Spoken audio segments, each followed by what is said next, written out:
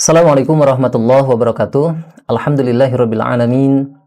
Wassalatu wassalamu ala asyrafil anbiya'i wal mursalin wa ala alihi wa sahbihi wa man tabi'ahum bi ihsanin ila yaumiddin. Asyhadu an la ilaha illallah wa asyhadu anna Muhammadan abduhu wa rasuluhu la nabiyya wa la rasula ba'dah. Allahumma shalli wa sallim ala sayyidil mursalin wa imamil muttaqin wa ala alihi wa sahbihi ajma'in, amma ba'du. Pemirsa yang dirahmati Allah Subhanahu wa taala, alhamdulillah pada kesempatan kali ini kita diberikan kesehatan, diberikan nikmat oleh Allah Subhanahu wa taala sehingga bisa melaksanakan ibadah puasa. Salawat teriring salam semoga terlimpah curahkan kepada baginda Rasulullah Muhammad sallallahu alaihi wasallam. Pada kesempatan kali ini kita akan mengulas sedikit tentang pajak. Ya, pajak dalam timbangan kebijakan fiskal di dalam Islam. Bahwa saat ini kita ketika berbicara tentang ekonomi, ya, maka salah satu tema atau pembahasan dan diskusi yang paling menarik adalah tentang pajak. Di mana pajak ini kalau kita bicara dalam tataran makro atau APBN, ya, khususnya di Indonesia, bahwa kebijakan atau kontribusi pajak terhadap APBN Indonesia itu cukup besar, ya, sangat signifikan. Misalnya kalau kita melihat di tahun 2025, kontribusi pajak terhadap APBN itu sekitar 87%. Ini angka yang sangat signifikan dan luar biasa.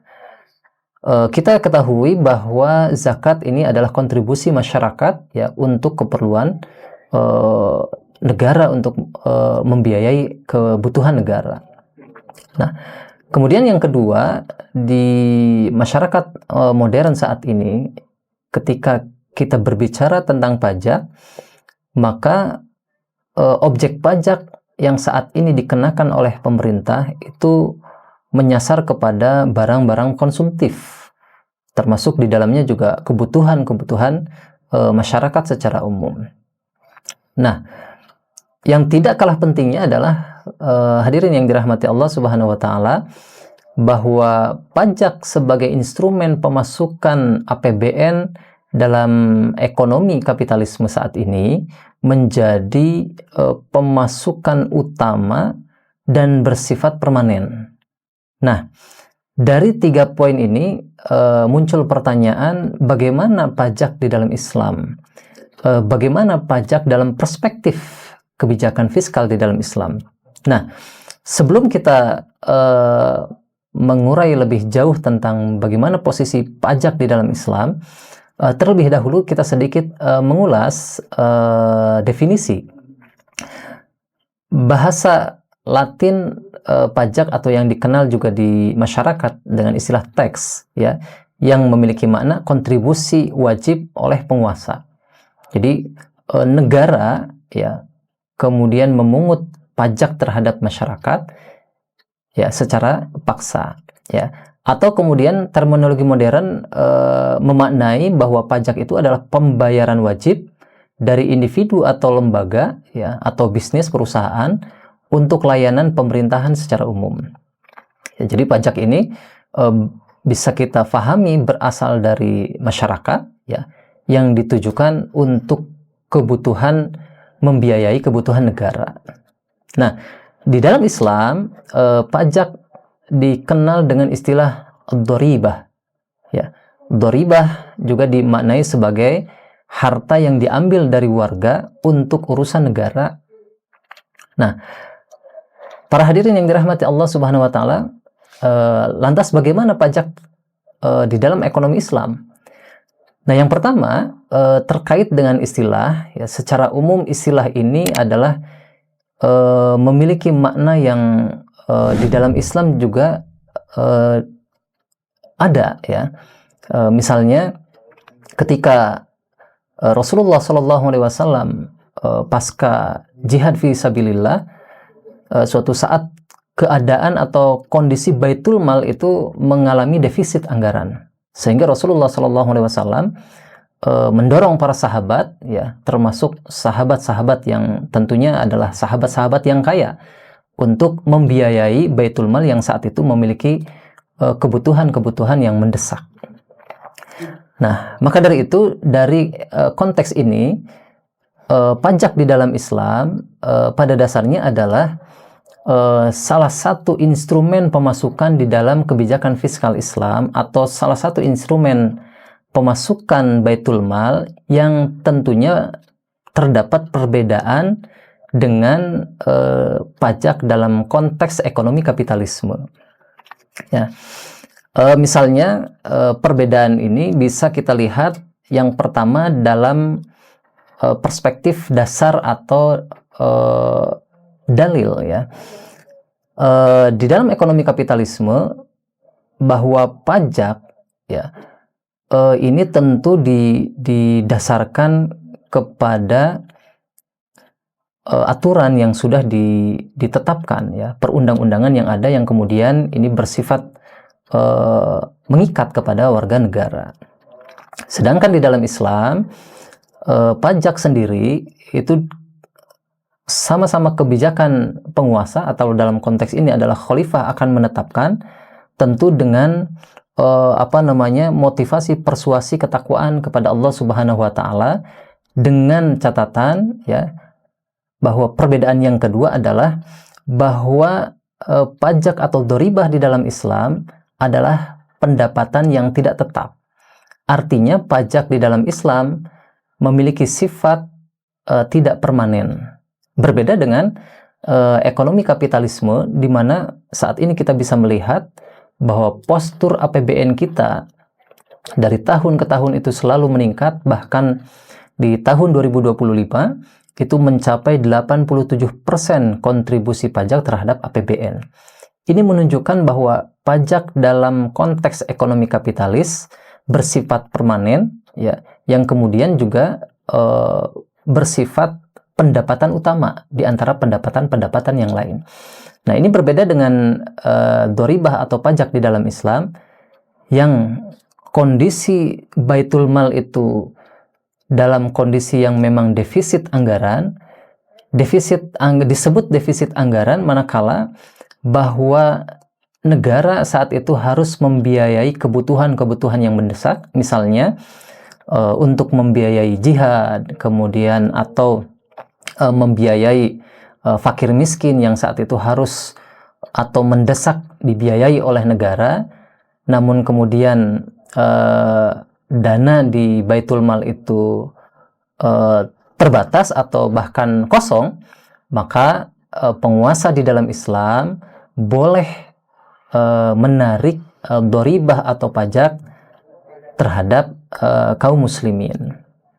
Jadi pajak bersifat tidak tetap dan juga bukan pemasukan utama, melainkan di dalam Islam pajak merupakan pemasukan alternatif. Nah, para pemirsa yang dirahmati Allah Subhanahu wa taala, kita selanjutnya berbicara tentang kriteria pajak di dalam Islam yang dibolehkan oleh syariat.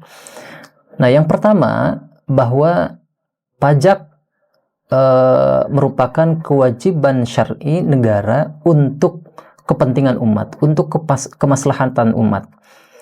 Seperti yang tadi disampaikan, ketika Baitul Mal itu mengalami defisit anggaran, padahal di saat yang sama Baitul Mal atau negara harus membiayai misalnya fakir miskin, maka negara dibolehkan menarik pajak, ya, dari kalangan agnia.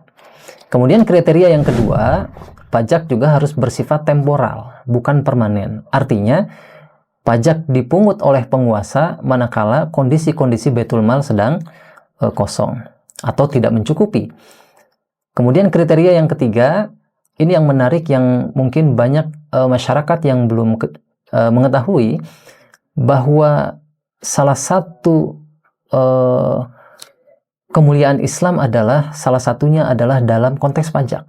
Kalau kita bisa melihat saat ini bahwa pajak itu ditarik tidak memandang profesi, tidak memandang kemudian harta kekayaan, bahkan yang kaya, yang miskin itu dikenakan pajak, bahkan terhadap barang-barang yang konsumtif dan lain sebagainya.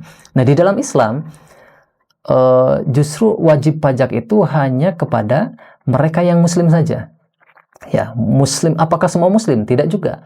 Tapi muslim yang mereka telah dikategorikan sebagai orang kaya atau agnia, ya.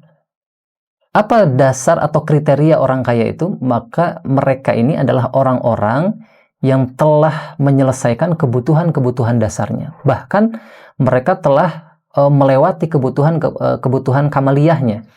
Nah, maka dari itu pajak di dalam Islam nanti penguasa akan mengambil harta itu dari orang muslim yang kaya, ya. Berarti di sini tidak dikenakan kepada orang kafir, ya. Atau kemudian orang-orang miskin, termasuk bahwa objek pajak itu tidak dikenakan terhadap barang-barang yang mungkin saat ini ada istilah, misalnya ada PPh, ya, pajak penghasilan, atau kemudian ada PPN, pajak penambahan nilai, ya. Tapi di dalam Islam pajak ini berupa uang yang tentu akan dilihat oleh khalifah atau penguasa berdasarkan ijtihad beliau.